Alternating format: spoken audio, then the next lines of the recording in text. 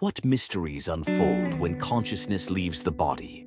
Does awareness simply fade away, or does it embark on a journey beyond our comprehension? Welcome, seeker, to the exploration of life's greatest enigma. Today, we venture into one of humanity's most profound and illuminating sacred texts, the Bardo Thodol, commonly known in Western cultures as the Tibetan Book of the Dead. Envision a companion text that travels alongside you through the most transformative moments of existence. This is the essence of the Bardo Thodol. And no, this isn't merely a guide about death.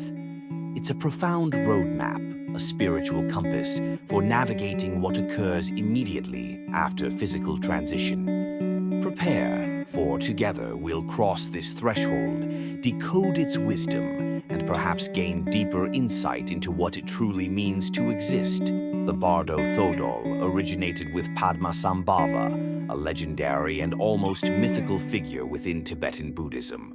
Born in India, he's widely acknowledged as the sage who introduced Buddhism to Tibet during the 8th century.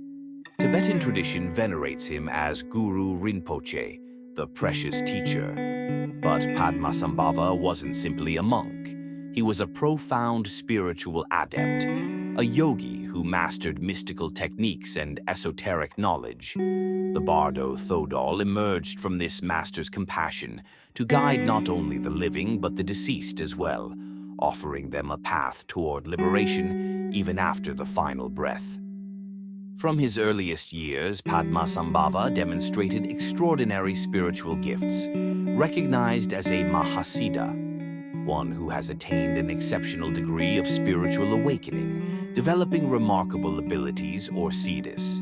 He received an invitation to Tibet from King Trisong Detsen, who sought to expand Buddhism and strengthen the kingdom spiritually, unifying people under a cohesive belief system. At that time, Tibet was immersed in powerful shamanic practices and animistic beliefs deeply rooted in the Bon tradition, the indigenous Tibetan spiritual practice. This diverse spiritual landscape presented challenges to Buddhism's integration. Upon arriving in Tibet, Padmasambhava encountered resistance from various cultural and spiritual forces. The local deities and spirits of Bon traditions opposed Buddhism, and Padmasambhava utilized his knowledge of ritual and tantric practices to harmonize these energies. This integration of Bon deities and practices into Tibetan Buddhism proved crucial for establishing a lasting spiritual foundation. Subsequently, Padmasambhava founded Tibet's first Buddhist monastery, Samye Monastery, and began transmitting profound teachings about consciousness, reality, and the cycle of existence known as samsara. In Tibetan Buddhism, there exists an understanding that death isn't the end, but a transitional state, a window to spiritual liberation. Padmasambhava understood that at death, consciousness enters a unique state where, freed from physical limitations, it becomes more receptive to ultimate truth. He recognized this as a precious opportunity for liberation, but also knew most people at death become lost in illusions and fears that prevent them from seizing this opportunity. His mission was to create guidance that could be recited by those attending the dying, or studied during life so the mind would be prepared for the bardos, the transitional states after death. Essentially, he sought to alleviate suffering and open doorways to enlightenment even when everything appears uncertain and dissolving. This compassion forms the foundation of the Bardo Thodol. He also recognized that many might not achieve enlightenment during life, but saw in death a final possibility. Thus, he provided instructions for practitioners and disciples to recognize the clear light, the pure manifestation of mind at the moment of transition. The Bardo Thodol guides us through 3 primary states, or bardos, that each soul encounters. The Chikhai Bardo, the moment of death. In the Chikhai Bardo, consciousness experiences the moment of death itself, a threshold where the physical body dissolves and awareness is freed from material constraints. Once this dissolution completes, the soul encounters the primordial clear light, described in the Bardo Thodol as a brilliant, pure, and boundless luminosity. This clear light represents the absolute nature of mind, a state of pure, unconditional awareness where duality, fear, and attachment dissolve. Some call it the higher self, others the cosmic consciousness. Many names exist for this state of completeness and infinite peace. For the spiritual practitioner, the Chikhai Bardo presents the possibility of ultimate liberation. If consciousness can recognize the clear light as its essential nature, it attains immediate liberation, nirvana, with no need to experience the subsequent bardos. This recognition doesn't depend on rituals or doctrine. It's a direct and complete realization of truth, where mind experiences itself without filters or distortion. In this moment, all conditioning, karma, and identities dissolve. For those unprepared, however, the intensity of clear light can be overwhelming. Instead of recognizing this light as its true nature, the mind may perceive it as threatening due to fear or attachment to the familiar. In this case, consciousness retreats, missing the opportunity for liberation, and entering subsequent bardos, where it encounters increasingly distorted visions reflecting its karmic patterns. Second, the Chönyid Bardo, the Bardo of visions. As Carl Jung once observed, gods and demons are projections of the unconscious, powerful and inescapable until recognized as aspects of ourselves. In the Chönyid Bardo, consciousness finds itself in a state devoid of physical form, within a dimension where tangible boundaries no longer exist. Here, the soul experiences projections of its own mind, projections that manifest in both sublime forms and disturbing, frightening visions. This Bardo reveals mind's essence, where everything repressed, desired, or feared emerges with intensified clarity.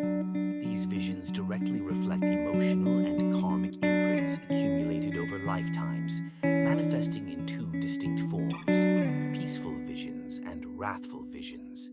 In the peaceful vision stage, consciousness initially encounters visions of serene deities representing enlightened and benevolent aspects of awareness. These figures may appear as Buddhas, bodhisattvas, or luminous deities emanating positive qualities cultivated by the soul. The peaceful visions radiate tranquility and offer profound peace. However, for the unprepared mind, these visions may feel overwhelming or incomprehensible, causing the soul to retreat and doubt the reality of this experience. In the wrathful vision stage, if consciousness fails to recognize the essential nature of initial visions, it gradually faces more intense manifestations known as wrathful deities. These figures embody anger, fear, and suppressed desires, appearing in formidable and unsettling forms. Importantly, these wrathful deities aren't external or malevolent entities, but expressions of mind itself, reflecting the passions and attachments still binding consciousness to the cycle of suffering. The Chönyid Bardo represents a state where mind operates free from physical limitations, a pure realm of psychic manifestation where everything becomes amplified. The arising visions resemble dreams, but possess a striking clarity and vividness beyond ordinary dreaming. This occurs because consciousness, now liberated from physical form, experiences its internal energies unfiltered. Everything repressed and accumulated emerges with almost tangible intensity. These visions offer opportunities for learning and enlightenment, as each represents an aspect of self requiring integration or transcendence. Those maintaining full awareness during this Bardo perceive that all visions, benevolent and fearsome, peaceful and wrathful, are mere creations of mind. This recognition enables consciousness to dissolve fear and attain liberation. At this stage, the Bardo Thodol guides the soul to focus on clear light, the primordial essence of mind described as vast, pure radiance. Recognizing clear light becomes the key to complete liberation, as it represents the innate nature of all beings. the sun behind clouds of vision, the luminosity remaining unchanged despite all mental projections. If consciousness penetrates through these visions, enlightenment becomes possible, transcending the rebirth cycle. Yet, recognizing clear light isn't simple for the ordinary mind. For most beings, these visions feel so real and personally significant that seeing beyond them becomes challenging. The Bardo Thodol therefore encourages spiritual practitioners to train during life, learning to detach from illusions and contemplate mind's nature. With such practice, even when facing intense Chönyid Bardo visions, they maintain focus on clear light and discover peace. Fear and attachment create the greatest barriers to liberation. The visions, in their intensity, can trigger profound fear, especially the wrathful deities representing untamed aspects of psyche. This fear creates separation, preventing consciousness from recognizing visions as aspects of itself. The soul may flee these visions or, through attachment, fixate on certain ones, particularly peaceful visions, keeping it bound to samsara. To transcend this cycle, consciousness must recognize these visions as empty of inherent reality. In Tibetan Buddhism, this concept is known as shunyata, or emptiness. The mind that remembers emptiness during the Chönyid Bardo can witness all visions while remaining unattached, understanding them as temporary expressions of its own nature. The Chönyid Bardo experience isn't punishment or meaningless suffering, but a phase of revelation where consciousness faces the mirror of its own mind, a threshold distinguishing those prepared for liberation from those requiring rebirth to deepen their understanding. Third, the Sidpa Bardo, rebirth. In the Sidpa Bardo, the final stage, consciousness confronts a pivotal moment, the selection of its next embodiment, determined by accumulated energies of all actions, thoughts, and intentions, what we call karma. It's as though the entire preceding journey culminates at this point, where what we contain within shapes our next destination. Entering this Bardo, consciousness has already experienced dissolution in Chikhai Bardo and confronted its projections in Chönyid Bardo. Now it enters a state of greater psychic density, where rebirth desire intensifies, driven by fears and attachments not yet transcended. This desire, Tibetan Buddhism teaches, compels consciousness to seek new form, new embodiment.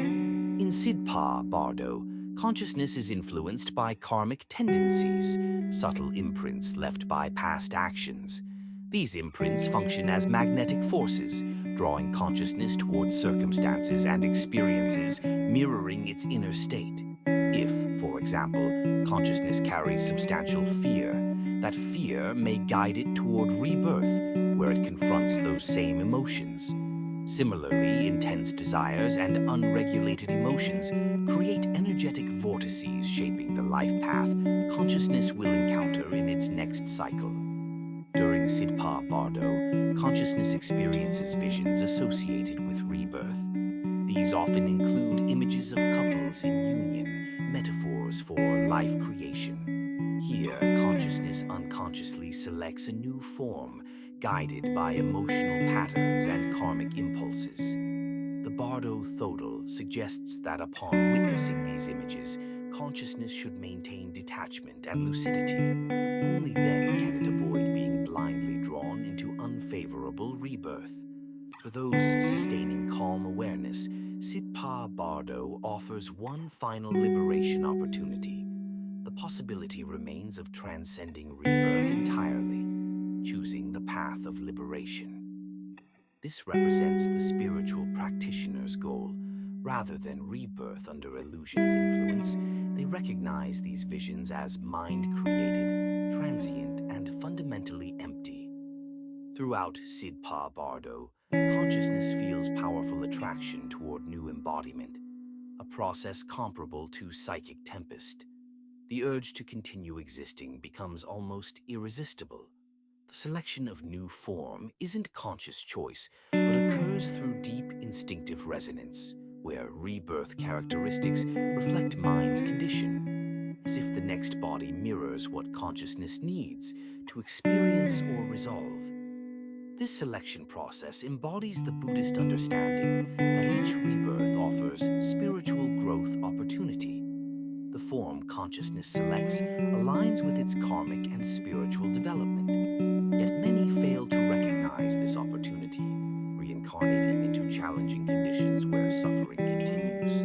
Those perceiving beyond this illusion may reach states where, instead of rebirth, they merge with clear light, mind's ultimate essence. According to the Bardo Thodol, preparation for this final stage begins during life through contemplating desires and fears. While living, we develop awareness of impulses shaping our destiny. Spiritual practices like meditation and death contemplation strengthen detachment capacity, helping mind remain unbound by dramas arising in Sidpa Bardo. Thus, Sidpa Bardo reveals profound truth. Life and death interconnect, and rebirth cycles express our choices and perceptions. By releasing attachments, we liberate ourselves from rebirth cycles, achieving enlightenment, the state where rebirth ceases because fixed identity illusion dissolves. The Bardo Thodol transcends mere religious text or esoteric belief collection. It offers self-knowledge tools, mind's mirror, and destiny's map.